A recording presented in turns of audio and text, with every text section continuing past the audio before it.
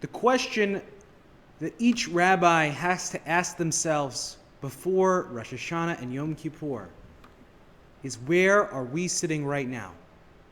How are we feeling right now in the location in which we find ourselves in?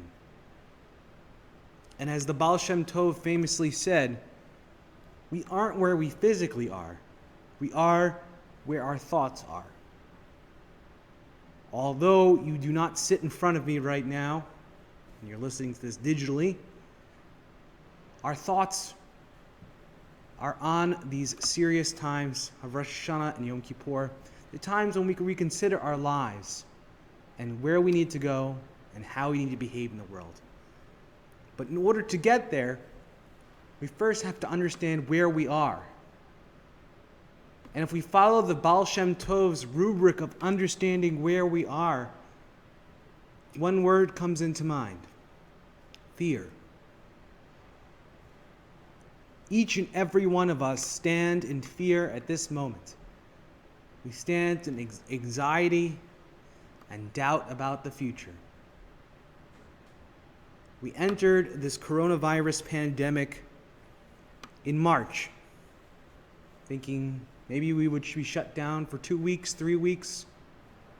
Still have our signs that say we'll be open back up in April, probably. But here we sit, over 200 days since our pandemic started, with many, many lives lost, many jobs lost, many businesses lost, many opportunities lost. How many weddings have been delayed? B'nai mitzvah, celebrations of different kind. We all are dealing with loss right now of all different kinds. B'ezrat Hashem, hopefully not with direct loss of life, although many of us are. But even if not direct loss of life, loss of opportunities, loss of moments we were looking forward to. And now as we stare into the future, the thing that scares us the most is not knowing, is living in mystery, is living through a time in which we don't necessarily know what's next. The truth of the matter is that we all, at all times, are in a position where we don't really know what's next. But together as an American community, all of us feel a loss of direction, not being able to plan for the future, and at the same time dealing with the grief of loss of opportunity and loss of life. The first step in our process of redirection, of orienting ourselves in this new year of 5781, is to actually stare honestly at the fear, to look at it, to understand where we are and the feeling that we feel. If we can't understand where we are, then we'll never get where we're going. The story we read this week, today from our Parsha, the story of Sarah and God's promise fulfilled through Sarah having her child Isaac, is a story also of fear. It's a story on one hand of blessing, of receiving God's promise, but within our story, we see a reaction of fear. Having experienced in this new year raising a 1-year-old, a precious, beautiful 1-year-old, I know firsthand that our values change when we have a child.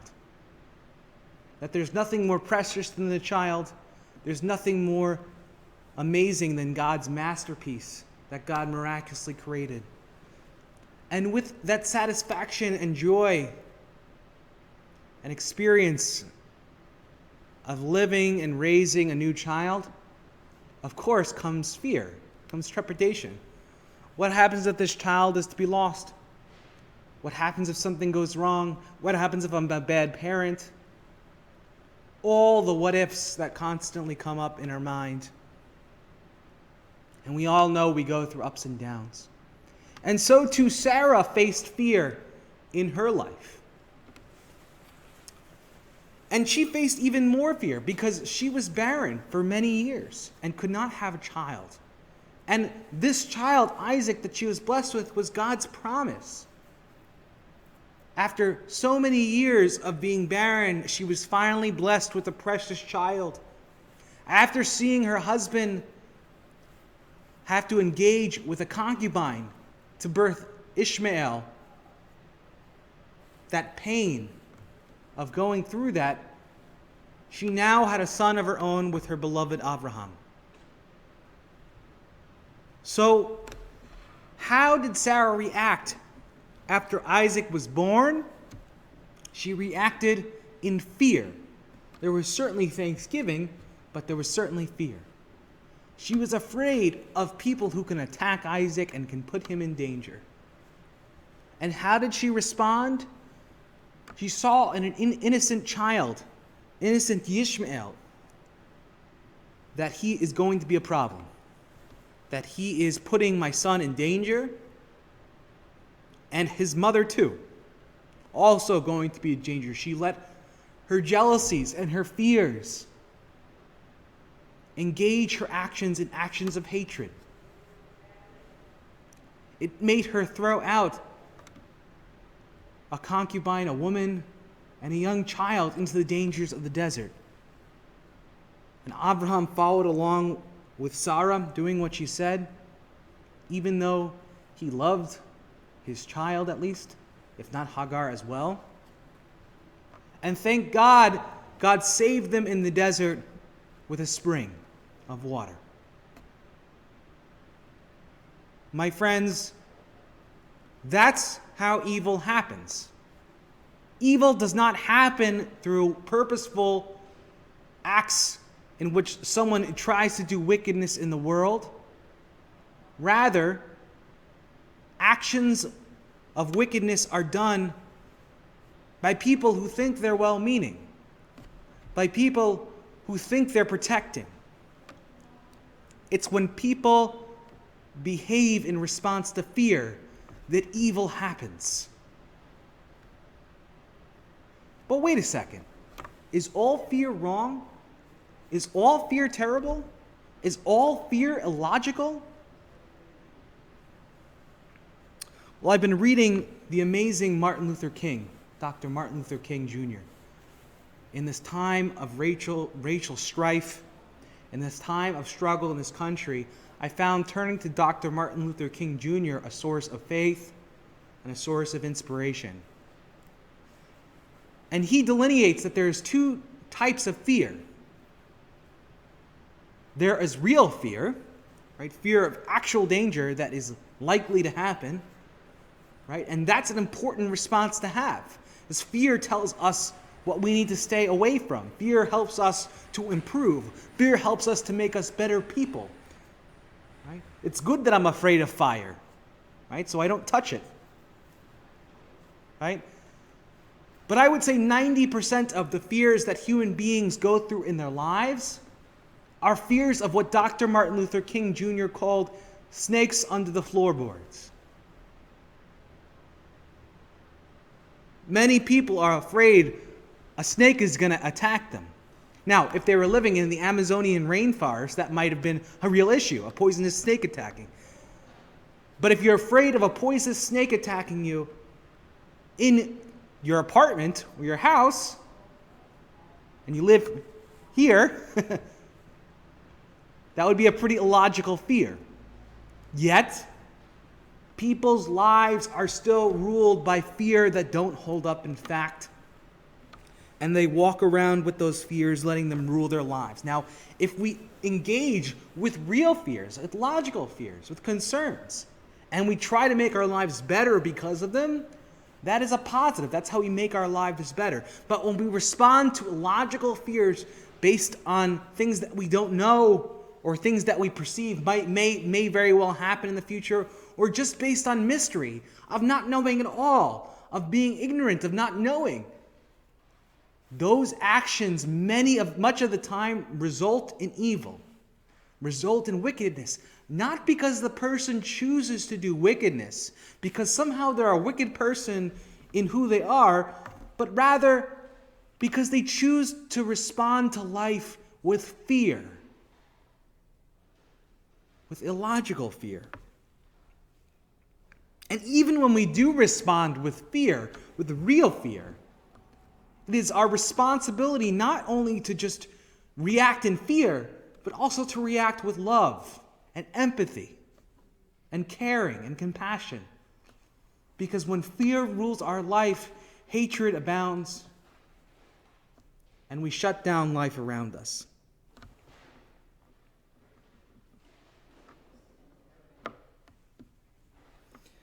When Dr. Martin Luther King was asked, how do we respond to fear? I think he offered some practically good advice. Obviously, the number one way to respond to fear is courage. And it's so interesting. Plato says that courage is the cleavage between desire and reason. Cleavage means coming together, right? We have reason, right? What we logically think should happen, right? And then we have what we would call in Judaism our Yetzer Hara, our desires, our selfish instincts that are sometimes separate from reason. For Plato, it was a simple equation where if we put these two together, reason and desire, reason and our Yetzer Hara, our intention, our instinct inside, then we are going to act with courage. Because courage is fulfilling what is reasonable, according to Plato. Now, I want to put a Jewish spin on that. Of course, as Jews, we behave that reason should be our compass and should be our guide, but of course we have another important compass as well, which is of course the values and morals and mores of our Torah that God gave us, our traditions and our ways that help to bring meaning to our lives and tell us what God wants of us in this world. We use the combination of reason and the ethics and the values of the Torah to help us make decisions in life and move through life according to God's will. So if we apply that to Plato's equation of what courage is, Jewish courage is the ability to cleave together our instincts, our inclination, our actions with our rational thinking and the values of our Torah. When we can make that space as small as possible, we are acting with courage. King said, courage and cowardice are antithetical. Courage is an inner resolution to go forward in spite of obstacles and frightening situations. Cowardice is a submissive surrender to circumstance. Courage breeds creative self-affirmation. Cowardice produces destructive self-abnegation. Courage faces fear and thereby masters it. Cowardice represses fear and thereby is mastered by it. Courageous men never lose the zest for living, even though their life situation is zestless. Cowardly men, overwhelmed by uncertainties of life, lose the will to live. We must constantly build dikes of courage to hold back the flood of fear.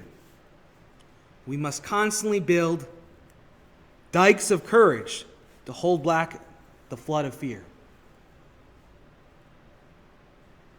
Right now, we are living in a time where fear is constantly attacking us on all sides, where we are being flooded by fear, where we're letting our instincts and our gut lead us around. When we don't listen anymore to the values of the Torah and the values of rational, logical thinking. Fear is a natural thing that we experience in our world, but it's the human's responsibility to respond to life with courage. It's not as though life is not supposed to have obstacles, is not supposed to have hardships, is not supposed to have mystery, but what we are beckoned to do is to live life with courage. And when we live life with courage, then we can stay away from evil. But of course, it's not only this. There's also love. Love. I have a great friend, another rabbi, who says, when in doubt, love more. When in doubt, love more. I always looked at that expression, I said, really? But now, when we are in the thick of this pandemic, when we're in the thick of uncertainty and doubt, when I have to record my Rosh HaShannah sermon to you and giving it instead of giving it in person, I know at this moment we live in tremendous fear and tremendous anxiety. And not all those fears are logical or not real. Many of them are real. There is real danger abound. We can't just dismiss all fear. So what do we do when we don't just have a logical fear, but we have logical fear? How do we respond?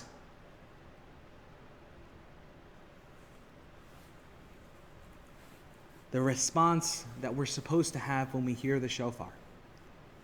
The shofar, there's a quote in Psalms that says, if one hears the shofar, do they not tremble? There's a certain sense that when we hear the shofar, we're supposed to feel fear. But what is the reaction to that healthy fear, to that logical fear, the fears that are always going through with us in life? The reaction is to straighten ourselves in love, is to care for the other, is to love the oppressed, is to love the ostracized. And right now, we live in a time when people complain about loneliness, when they don't feel community right now, when they feel sequestered in their own homes. But our telephone lines are still open. We can still talk with each other. There are still so many people who need help and have the same problems they had before coronavirus, and they need those help. Lots of people need lots of help right now. And we can help right now. We can love right now. Because as Jews, we know that love is not just a feeling. Love is a feeling put into action. It's the way we care for each other. It's the way we actually actualize love. And in this mysterious time, when we don't know what the future is necessarily going to be, and we are petrified and we are scared, we think back to Abraham, who, right after being circumcised, the first man in history to be circumcised, if that wasn't fear, I don't know what is.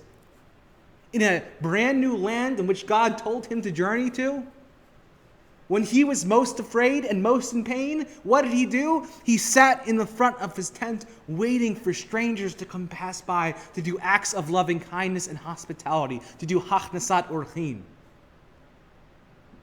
And yet, there are 3 strangers who come walking by, and Abraham welcomes them into his tent while he's in pain, and while he's in fear, and while he doesn't know who they are, and while they're dirty with dust from traveling, and welcomes them into his home and prepares the best of feasts for them. And what happens because of that? What happens because Abraham had courage in the place of fear? He was promised a child. He was promised that he would have a son. That's what happens at the end of that story. Because the gift of walking through life with love and through a life with courage is to receive blessing. And not just blessing in a place in which our footing is firm and we know what the future is going to be, but also in the dark places, in the mysterious places. Because we are told that it is true that God fills up all of the earth, that God is everywhere. Rosh HaShannah is about that God fills all of the world, that God is everywhere. Which means that we have the capability, the possibility of loving everywhere, in every state that we find ourselves. And with that love in which we live our lives, it is a demonstration of faith. And when we love more, when we are in doubt, we are filled with meaning once again. We find our anchor. Our anchor is in love. Our anchor is in empathy towards each other. But we can easily go the way of Sarah. In times of uncertainty, We can act in bitterness and hatred, which was what happens immediately after the story of the strangers. Those angels go, and they're angels of destruction with Sodom and Gomorrah. What's the problem with Sodom and Gomorrah? We see it clearly in Lot's tent.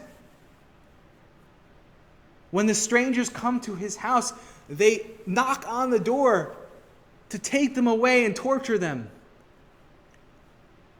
Sodom and Gomorrah is the paradigm of a backward society that does not live in love and does not live in care and does not live in justice and empathy for the outsider and for each and every member of their society and their community. What that results in is destruction. What that results in is curses. No matter how much money they have, or no matter how well off they have, there's always something, a curse for them, right around the corner. And so too, Sarah experiences her own curse. God asking Abraham to test Sarah and test Abraham with the sacrifice of their firstborn Isaac right afterwards in our second day Torah reading.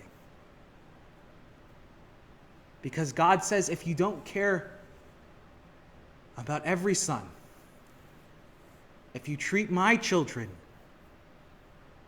like they can be thrown into the desert when you're afraid, then I'm going to treat your children like they can be thrown into the desert when afraid. We must love all of God's children. We must have empathy for all people.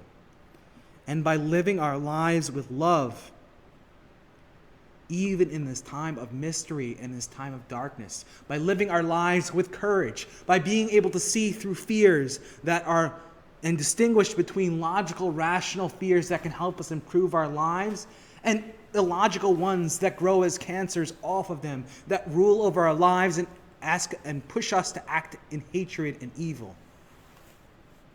When we understand that each of us are capable of such great evil, even if we don't mean to, just by letting our lives be ruled over by fear, which turns to hatred. Yet, we are also capable of living with love and empathy at every single moment we find ourselves in, no matter how dark the place is in. We know that we can find our anchor.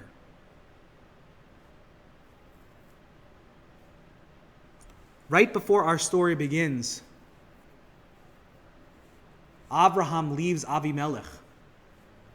Avimelech, who, because of Abraham's actual mistake of responding to fear, gives his wife to Avimelech because he's afraid that he's going to be killed because of her in order to take her. And so he tells Avimelech that this is her sister, his sister. And Avimelech is punished for that because, well, let's be honest, Sarah is his wife, right? God doesn't want that to happen, and God protects Sarah. And you could think that Abraham might be so angry at Avimelech at that moment for trying to sexually advance and do what Abraham most feared at that moment, which was to take sexual advantage of Sarah and put her in danger. But right before God finally fulfills his promise to give Sarah a child, what happens? We're told that Abraham prays for healing for Avimelech in his plague and his pandemic that he sits in. And Avimelech is healed. But before Avimelech is healed, God blesses Sarah with actually birthing Isaac. The promise happened 2 chapters before, but when it was actually actualized and made manifest was because Abraham's reaction to fear and trepidation, to love, to care, to have empathy, because a fellow human being is in trouble in the world. And when we act with empathy and when we act with love, even in the greatest darkness, God chooses to lift us up and give us blessing. So I'll leave you with one last quote from Martin Luther King's famous speech. Herein lies the answer to the neurotic fear of death plagues so many of our lives. Let us face the fear that the atomic bomb has aroused with the faith that we can never travel beyond the arms of the divine. Death is inevitable. It is a democracy for all the people, not the aristocracy for some of the people. Kings die and beggars die. Young men die and old men die. Learned men die and ignorant men die. We need not fear it. The God who brought our whirling planet from primal vapor has led the human pilgrimage for lo these many centuries, can most assuredly lead us through death's dark night into the bright daybreak of eternal life. His will is too perfect and his purposes are too extensive to be contained in the limited receptacles of time and the narrow walls of earth. Death is not the ultimate evil. The ultimate evil is to be outside God's love. We need not join the mad rush to purchase an earthly fallout shelter. God is our eternal fallout shelter. And with Dr. Martin Luther King's words, I bless us all that in this year 5781, wherever we find ourselves, that we can make God's love our earthly fallout shelter. We can make God's love and our love of the other, our empathy and our courage to act according to what the Torah wants of us as our shelter from the storm and this pandemic. Shana Tova, everybody.